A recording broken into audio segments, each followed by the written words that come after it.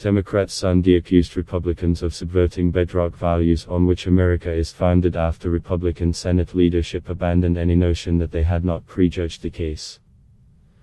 Furious exchanges came 3 days before the Democratic-led House is expected to vote to saddle Trump with the historic shame of impeachment over his demand for favors from Ukraine. The bitterness underscored how the saga has deepened divisions highlighted by Trump and how his power over the GOP is causing party lawmakers to ignore or deny grave charges against him.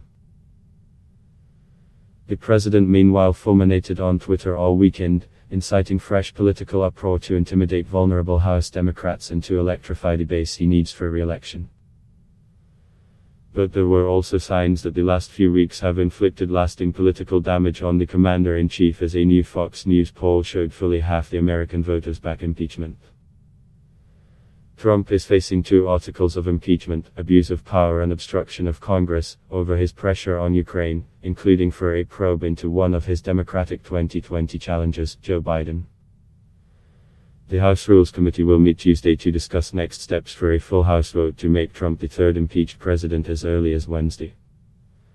An already fevered atmosphere over impeachment deteriorated further during the weekend after Senate Majority Leader Mitch McConnell said he was working closely with the White House counsel to prepare for a Senate trial next year.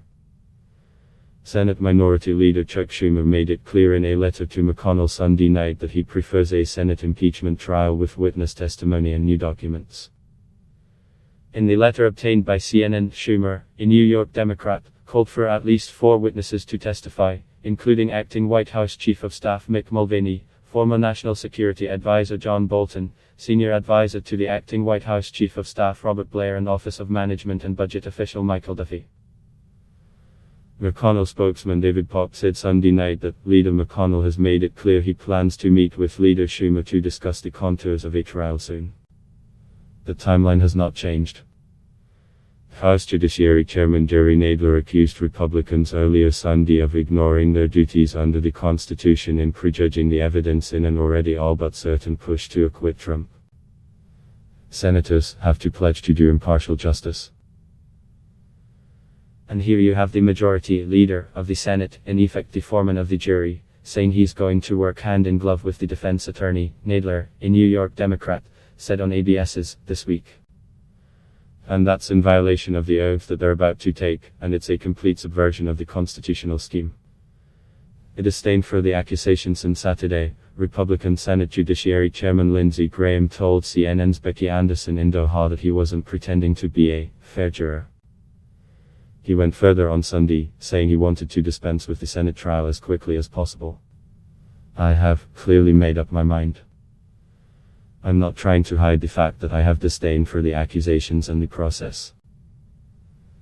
So I don't need any witnesses, Graham, a South Carolina Republican, told CBS Face the Nation. Graham is among a number of Republicans who want to resolve the trial as soon as possible, given the almost certain lack of a 2/3 Senate majority needed to convict Trump. Republicans have done little to directly repudiate damning evidence from senior officials unearthed by the House impeachment investigation. They have instead accepted Trump's claims that his behavior was perfect, and now argue that abuse of power is not an impeachable offense since it is not a crime, even though foreign interference in a US election was perhaps a fear that preoccupied defenders more than any other. They have also criticized the way Democrats ran the impeachment inquiry in the House. Republican senators seem to want to avoid the possibility that Trump's hopes to put up favorable witnesses in a televised show featuring his pet conspiracy theories could besmirch the dignity of their chamber and backfire politically. But Democratic House Intelligence Committee Chairman Adam Schiff, who called Trump a clear and present danger to democracy, argued that the Senate should call witnesses in the trial in order to properly consider the case made on the other side of Capitol Hill. I think there are any number of witnesses that should be called in a Senate trial, and many witnesses the American people like to hear from that the administration has refused to make available, Schiff said on This Week. I think we see clearly what's going on here with the comments of Lindsey Graham and others, and that is they don't want the American people to see the facts, Schiff said. But on CNN's State of the Union, Republican Sen. Rand Paul of Kentucky argued that Trump was well within his rights to hold back nearly $400 million in US military aid to Ukraine over concerns about corruption in the former Soviet state. When the Democrats say, we damaged national security by holding up for 55 days. Money that was going to Ukraine, I say, well, you shouldn't have been doing in the first place, Paul, a skeptic of most foreign aid, said. Claims that Trump was primarily concerned about corruption in Ukraine are likely to take center stage in the Senate trial. But their credibility is challenged because the president did not actually mention such wider worries in his July 25 call with Ukrainian President Volodymyr Zelensky. He did specifically ask for an investigation into Biden. And a crackdown on corruption has not been at the center of administration foreign policy in any other nation. Trump unrepentant Trump is showing every sign that he will become even more unrestrained after he is impeached. He met Friday with his personal lawyer Rudy Giuliani, who is just back from Ukraine on a mission to dig for dirt against Biden, the exact conduct that helped trigger the impeachment drama in the first place.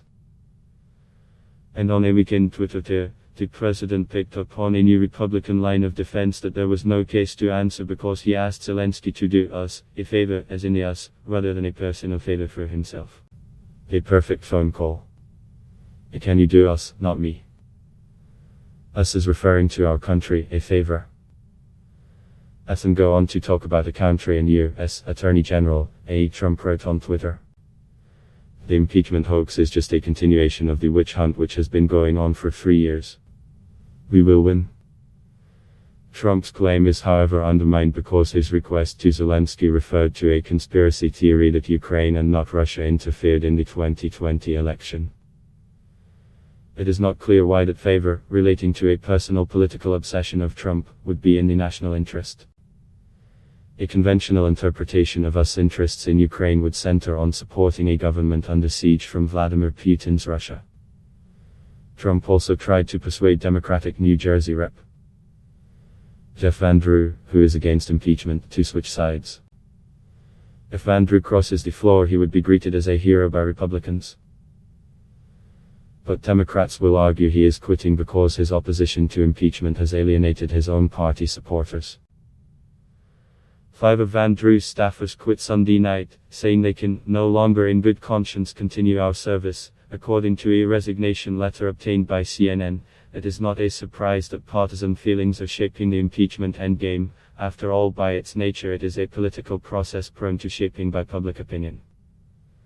And Democrats have offered Republicans an opening by declining to challenge Trump's refusal to provide key witnesses and testimony under a claim of absolute executive privilege in the courts, reasoning it would take too long. Yet the partisan approach of the GOP underscores the fact that for most Republicans even admitting any kind of wrongdoing by the president would be akin to political suicide. That's why this impeachment drama, unlike Bill Clinton's 20 years ago, has not involved calls for an apology from the president for his own side or any discussion about whether he has transgressed, albeit in a way that does not merit impeachment. The absence of such discussion is one reason why this impeachment showdown could have a long legacy, as it will effectively enshrine a precedent of a president using executive power to lean on a foreign country for his personal political gain. And the Republican chorus that Trump did nothing wrong and a refusal to even examine an impeachment case suggests a blueprint for future scandals. The party of an unrestrained president could henceforth spare him or her from scrutiny as long as they control the Senate and there is no supermajority to convict. CNN's Lauren Fox contributed to this report.